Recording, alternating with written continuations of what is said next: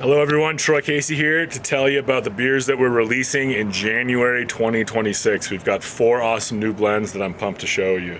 First up, we've got a collab with Central Standard. This is unfruited mixed culture sour beer that we used each other's yeast cultures in it, and it's tasting awesome. Next up, we have a black raspberry rosé. So these were the Colorado black raspberries that we got, and then we added a little bit of Madagascar vanilla, and we did the second use fruit version of that. So a black raspberry rosé with vanilla. Next up, we've got East Bank, one of our first blends that we ever released. This is unfruited, used with local honey that comes from just right up that valley over there. And then last but not least, we have Leaner, our collaborations with our good friends over at Side Project Brewing. This is a peach sour ale. All right, first up we have We Reminisce. This is our collab with our friends over at Central Standard. What we did for this brew was ship each other our house yeast cultures, and then we fermented a specialty made base beer with each other's yeast cultures, and the results are always strikingly different, and it's so much fun to be able to blend and to play with, to see what other people's yeast cultures do when we add them to ours as well. So on the nose, I get a nice big pear ester. It's nice and fruity. It smells like ours too, but it's definitely different. It's what's so much fun about these different collabs.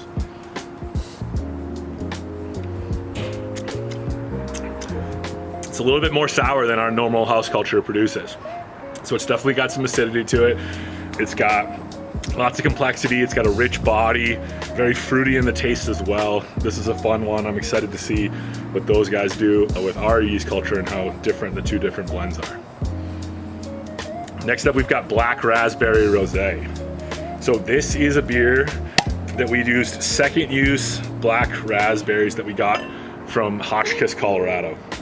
So for the first time ever, we found black raspberries from Colorado. We normally get them from the Pacific Northwest. But for this batch, this is what the original blend made our supreme clientele, our membership beer for 2025. And so we wanted to get a little bit more out of that fruit. So we put one more barrel onto the second use fruit for a secondary fermentation on the fruit. And then we added some Madagascar vanilla to this blend as well. So in the nose, you definitely get that vanilla, the bourbon vanilla characteristic. You get plenty of black raspberry still. You can see it in the foam. I think that's always a key to know how fruity a raspberry beer is, truly, is the color of the foam.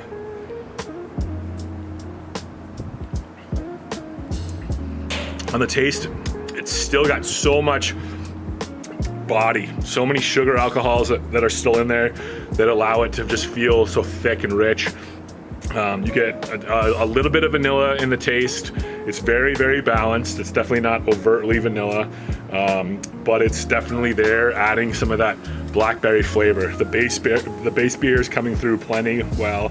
That's what makes these rosés fun, is that you get a lot more of the base beer as opposed to just the fruit. So this is tasting really nice. I'm proud of this one. Next up, we've got East Bank. This is our honey farmhouse ale. And so this was one of the first beers that we ever made almost 12 years ago. This is made with honey that comes just right up that valley. So local honey that we add to the whirlpool so that the yeast ferments that honey. They'll take that honey, that extract, the fermentable extract, and make very different flavors compared to just the sugars that you get from barley or wheat. So on the nose, you can see, oh, that just reminds me of like the first time I tried East Bank. That's fun. The body definitely has some more color. We use a little bit of Munich malt in this beer, and so you can definitely see that in the base beer. And the nose has just got that classic East Bank honey characteristic. These unfruited ones that are so distinguishing from our basic Saison or Funky Blender are really, really special to me.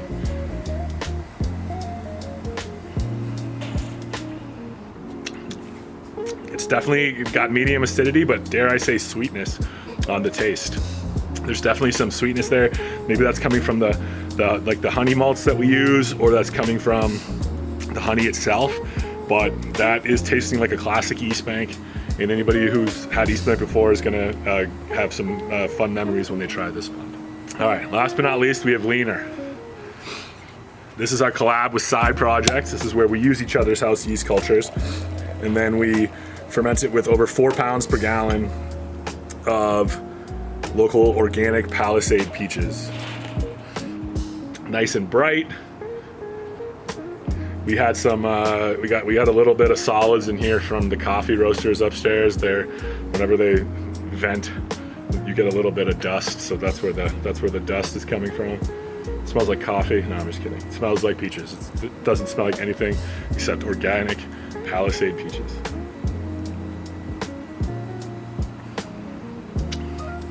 Medium acidity. There's a hint of vanilla in there, probably from the base beer, or maybe from this blend that I tried. But just knocks you over the head with peaches. I don't know how much else I could talk about this blend because I've been doing it for so long. But this is a fun one, and we always are thankful for our good friends at Side Project. Hope everybody is having a good holiday season, and cheers.